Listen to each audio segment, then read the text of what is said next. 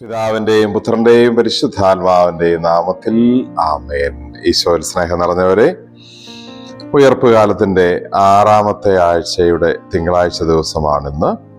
വിശുദ്ധ യോഹന്നാൻ അറിയിച്ച സുവിശേഷം 4-ാം അധ്യായത്തിൽ സമറിയാക്കാരി സ്ത്രീയുമായി ഈശോ സംസാരിക്കുന്ന, സമറിയാക്കാരി സ്ത്രീ ഈശോയെ തിരിച്ചറിയുന്ന തിരുവചന ഭാഗമാണ് നമ്മൾ വായിച്ച് ധ്യാനിക്കുന്നത്. അതിൻ്റെ ഒരു ഭാഗം ഇവിടെ സമറിയാക്കാരി സ്ത്രീ ആളുകളുടെ മുമ്പിൽ ഈശോയെക്കുറിച്ച് സാക്ഷ്യം നൽകുന്നതിനെ കുറിച്ചാണ് സുവിശേഷം കൂടുതലായ ഊന്നൽ ഇന്ന് നൽകുന്നത്. തിരുവചനം പറയുന്നു, സമറിയാക്കാരി കുടം അവിടെ വച്ചിട്ട് പട്ടണത്തിലേക്ക് പോയി ആളുകളോട് ഈശോയെക്കുറിച്ച് പറഞ്ഞു. കുടത്തിൽ അവൾ വെള്ളം എടുക്കാൻ വന്നതാണ്. ആ ഉദ്ദേശം അവൾ മറന്നു കളഞ്ഞിട്ട്, അല്ലെങ്കിൽ വേണ്ടെന്ന് വെച്ചിട്ട്, കുടത്തിൽ വെള്ളം എടുത്തുകൊണ്ട് പോകാൻ വന്നവൾ, കുറെ കാര്യങ്ങൾ സ്വന്തമാക്കാൻ വന്നവൾ ആ ശ്രമം ഉപേക്ഷിച്ചിട്ട്, ആ കാര്യം വേണ്ടെന്ന് വെച്ചിട്ട് ഈശോയെ കൊടുക്കുന്നവൾ ആയി മാറുന്നു.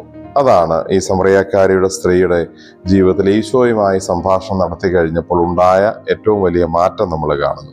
അവൾ വെള്ളം എടുക്കാൻ വന്നവൾ ഈശോയെ കൊടുക്കുന്നവൾ ആയി മാറുന്നു.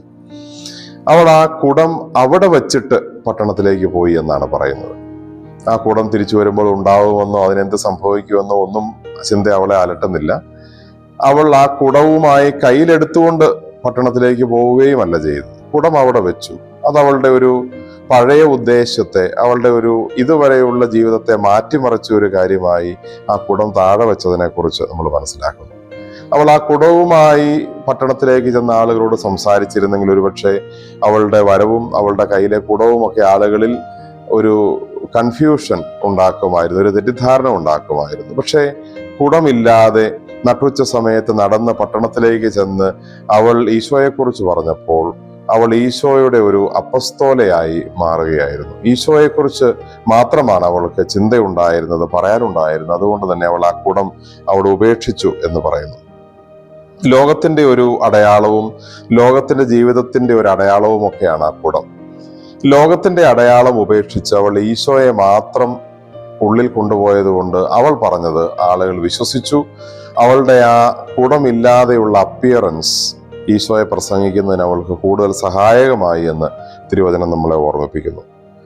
ലോകത്തിന്റെ അടയാളങ്ങളും ലോകത്തിന്റെ കാര്യങ്ങളും ലോകത്തിന്റെ സുഖസന്തോഷത്തിന്റെ ജീവിതവും ഒക്കെ നമ്മളോട് ചേർന്ന് നിൽക്കുമ്പോൾ നമ്മൾ ഈശോയെക്കുറിച്ച് പറയുന്ന സാക്ഷ്യത്തിന്റെ പ്രസക്തി കുറയുകയും വില കുറയുകയും ചെയ്യും. അതുകൊണ്ട് തന്നെ ലോകത്തിന്റെ അടയാളങ്ങൾ കഴിവതും ഉപേക്ഷിച്ച്, പ്രത്യേകിച്ചും കർത്താവിന് സാക്ഷ്യം നൽകാൻ ഒരുങ്ങുമ്പോൾ അത് വിരുദ്ധമായ കാര്യമായി പോകാതെ, ലോകത്തിന്റെ അടയാളങ്ങൾ എന്നിൽ കൂടുതൽ ഉണ്ടാവാതെ ഈശോയ്ക്ക് ചേർന്ന അടയാളങ്ങളുമായി നമുക്ക് ഈശോയെ പ്രസംഗിക്കാനായി പരിശ്രമിക്കാം.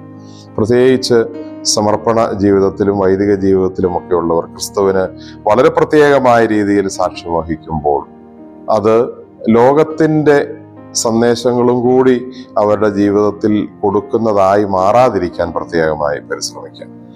ദൈവരാജ്യത്തിന്റെ ഒരു അപ്പിയറൻസ്, ദൈവരാജ്യത്തിന്റെ ഒരു വേഷവും ദൈവരാജ്യത്തിന്റെ ജീവിത രീതിയും ഒക്കെ ആയി ഈശോയെക്കുറിച്ച് പറയുമ്പോൾ അത് ലോകത്തിന് കൂടുതൽ മനസ്സിലാക്കാൻ എളുപ്പവും ഈശോയിലേക്ക് ആകർഷിക്കപ്പെടാൻ എളുപ്പവുമാണെന്ന് സമറിയാക്കാരി കുടം വെച്ചിട്ട് പോയി ആളുകളോട് പറഞ്ഞതും ആ ആളുകളുടെ പ്രതികരണവും ഒക്കെ നമ്മളെ ഇന്ന് പ്രത്യേകമായി ഓർമ്മിപ്പിക്കുന്നു.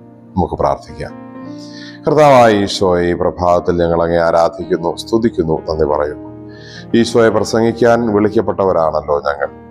ലോകത്തിൻ്റെതായ കാര്യങ്ങൾ മാറ്റിവെച്ച് ദൈവരാജ്യത്തിൻ്റെതായ അടയാളങ്ങളോടുകൂടി ദൈവരാജ്യത്തിന് ചേർന്ന പ്രഘോഷകരെന്ന രീതിയിൽ ഞങ്ങളുടെ വാക്കുകളും പ്രവർത്തനങ്ങളും ജീവിതവുമായി തീരാനും, അങ്ങനെ ഈശോയെ പ്രസംഗിക്കാനും മറ്റുള്ളവർക്ക് ഈശോയുടെ സാക്ഷ്യമായി മാറുവാനും ഞങ്ങളെ ഓരോരുത്തരെയും ഞങ്ങളുടെ ജീവിത വിളിക്കനുസരിച്ച് പ്രത്യേകമായി അനുഗ്രഹിക്കണമേ.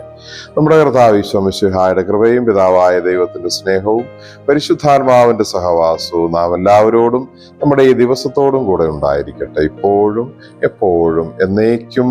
ആമേൻ. ഈശോ മിശിഹായ്ക്ക് സ്തുതിയായിരിക്കട്ടെ.